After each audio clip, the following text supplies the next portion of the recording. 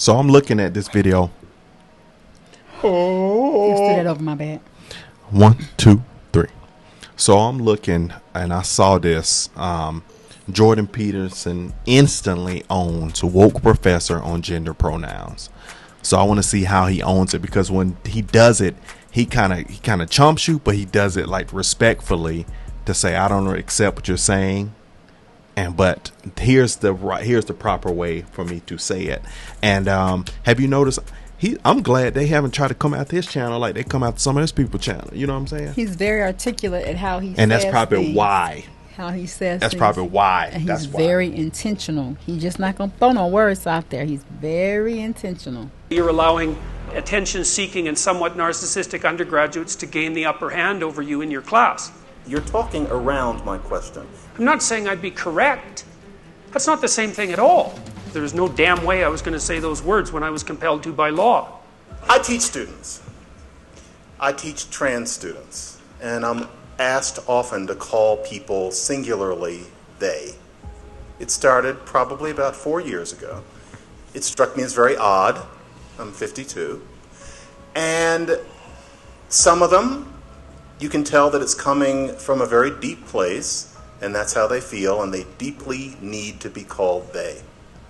Some of them, my horse sense says that they're kind of enjoying giving me a certain shock, and my general feeling has been, whatever they ask, just go with it, and let's change our usage of the pronouns, because we have a lot to do. Now, what you said was interesting. You said that the way that you make the difference in deciding these cases is based on the fact that you have psychological training and you can tell. What I want to know is, for my own elucidation, and also because I think many of us wondered, but then it kind of went by, how do you know? If you hear a tiny bit of skepticism in my voice, you're correct. However, I am open to being convinced. Based on your training, which is immense, how would you know which students to discount as opposed to which ones to go along with? Okay, well, first of all, I wouldn't know, right, which is partly why your skepticism is justified. But I have to be responsible for what I say based on my willingness to take responsibility for my judgment. So I would be willing to do that, despite the fact that I might be wrong. But having said that... That's why they won't be able to counsel him, because like you said, he's very articulate. He's not gonna blast the issue a certain way, but he's gonna blast it, but it's not in the way that's just gonna... It's not gonna be offensive. Right, or derogatory. In any reasonable situation, I would err on the side of addressing the person in the manner that they requested to be addressed. But that's not the issue for me. The issue is now I'm compelled by law to do so. It's like, no, not doing it, not now, because it's compelled by law. So that's the end of the game as far as I'm concerned. So, because there was no excuse for compelling it by law, I don't think it was an isolated legislative move. I think it's part and parcel of a whole sequence of legislative moves that have been made and that continue to be made in Canada. I think it's an attempt by a certain radical ideological, a certain radical ideology to gain the linguistic upper hand, which I think is a terrible thing to do, to allow. So I had lots of reasons for rejecting the legislation, but it had nothing to do with it.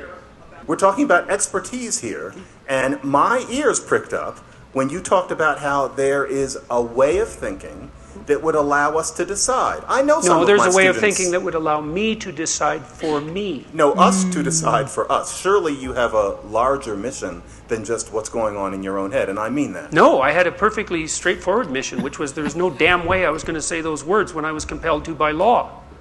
There you go. I mean, so exactly. No, this is what I stand on. That's right. You can decide on what you want to stand on. Because at the end of the day, it's every man for himself. When it comes down to it, you're in your classroom by yourself, having to decide on what it is and how you want to respond. So, and I understand that clearly, because no, you're not going to put the blame on me if something goes left because Jordan Peterson said, or, you know what I'm saying? So yeah. I kind of get where he's going with that. But it also makes sense, man. We have because what they're doing in Canada is what they're going to try to push over here in America. And I feel like that's like the same way, man. Just give me an example, man. Once when I used to go to the bars years ago, and I never forget, man. I was at the bar. I was with a good homeboy of mine, and there was a guy who was the bartender, and he had a name on his shirt, was a regular name, but then he was telling everybody to call him Ice Cold, call me Ice Cold, and then we were looking at the name on the shirt, and then my homeboy instantly said, "Negro, I ain't calling him Ice Cold. I don't have to call you what I don't want to call you. And like, if that ain't your name, that ain't your name. Your name is on your name tag, but you want me to call you Ice Cold? No. I'm gonna call you by your name." Right. And so that's what this whole thing reminds me of. But that was my mission. You weren't trying to model for the rest of us a way of thinking it was really only about you?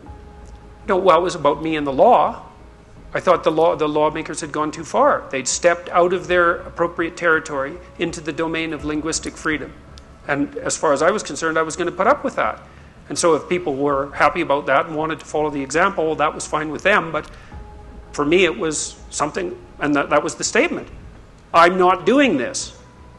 And then if people can draw their own conclusions from that, maybe they want to do it. Mm-hmm. I mean, and I've spoken with no shortage of trans people, and my proclivity has been, without exception so far, to address them in the manner that seems most socially appropriate under the circumstances.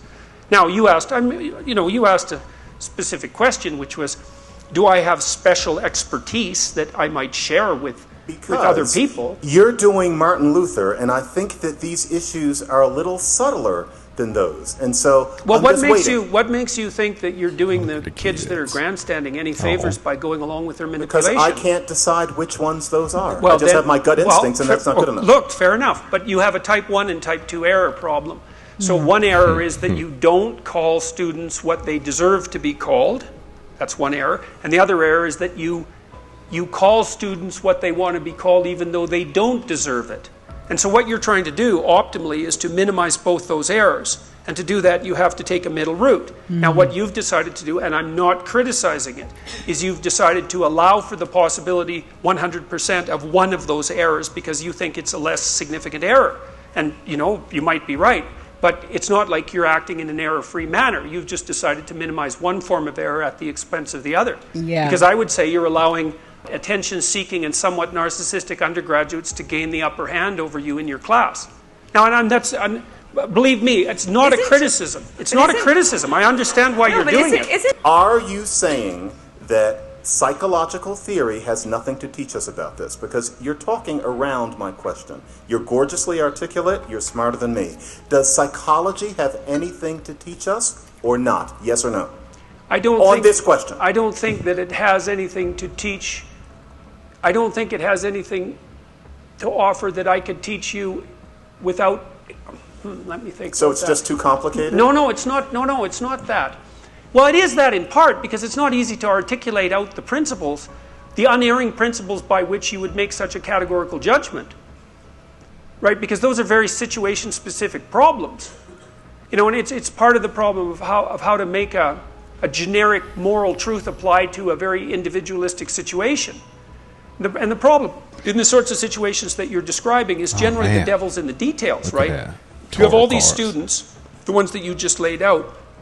They vary in their attitude towards their self-professed gender from the ones who are grandstanding to some degree, let's say, to the ones that are very serious. And you have to make a judgment in the moment that is dependent on the variables that present themselves in a very complex way in that situation. Mm-hmm. And I understand why you took the pathway that you took, and it's perfectly reasonable to do so. My point was that you don't minimize. He wants him to hit him with a yes or no, but it's too complex to hit yes or no. And I'm sitting, as I was thinking in hindsight, I really can understand where this man is coming from. He's really crying for help. Yeah. Because he needs some type of outline, guideline, format for him to feel comfortable, because like Jordan Peterson said, you got two errors here, and this professor really wants some concrete, solid answers to help him better guide himself in his classroom, where he's not feeling like he's, in defense mode or offense mode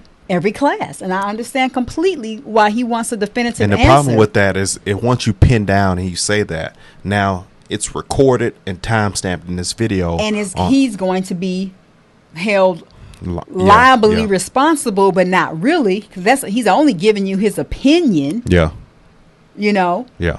But nobody who wants to take responsibility for that. right. That's why he's like, no, you got to figure that out.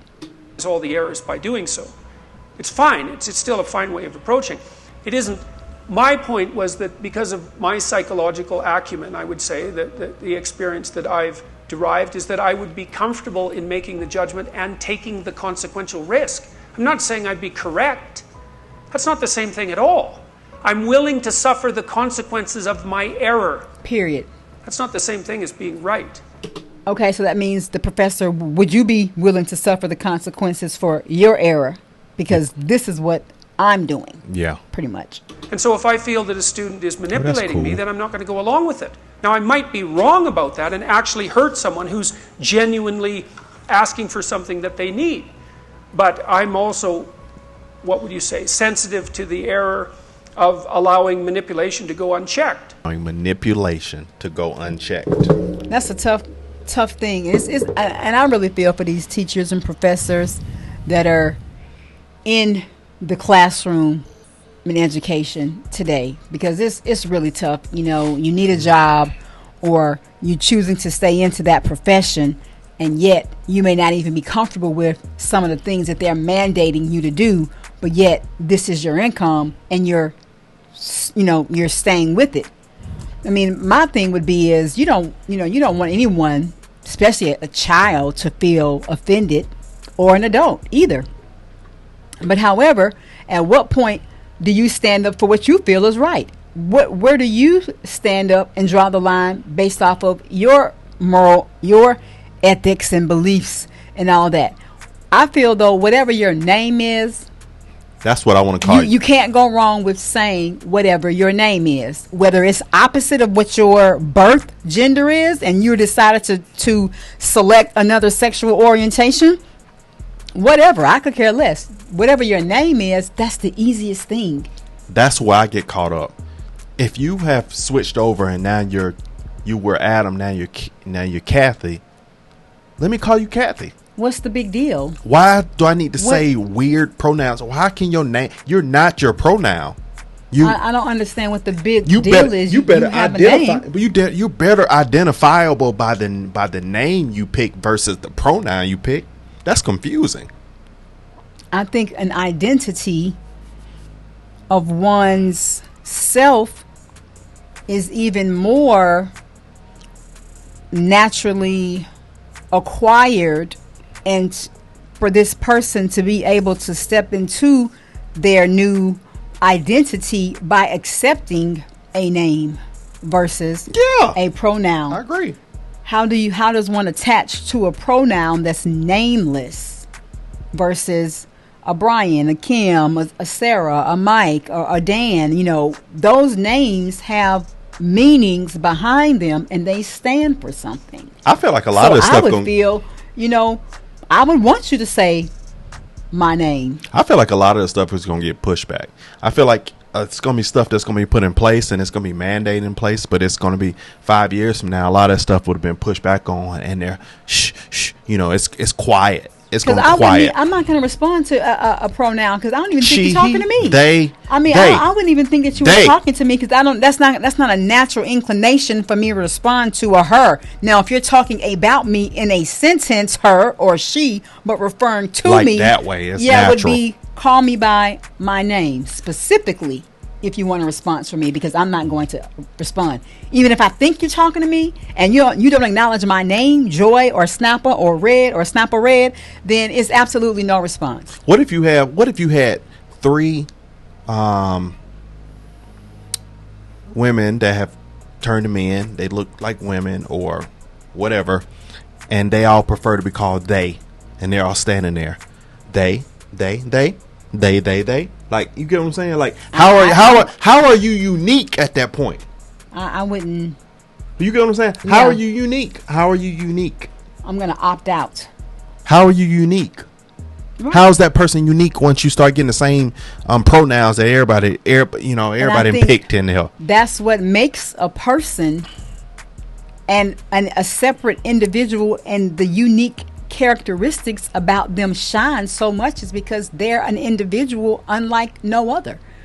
God created each person different. We all have different DNA. There's no other person in the whole world that has your DNA, your thumbprint, fingerprint, unless they're going to cut it off and put it on their finger. It's no absolute way.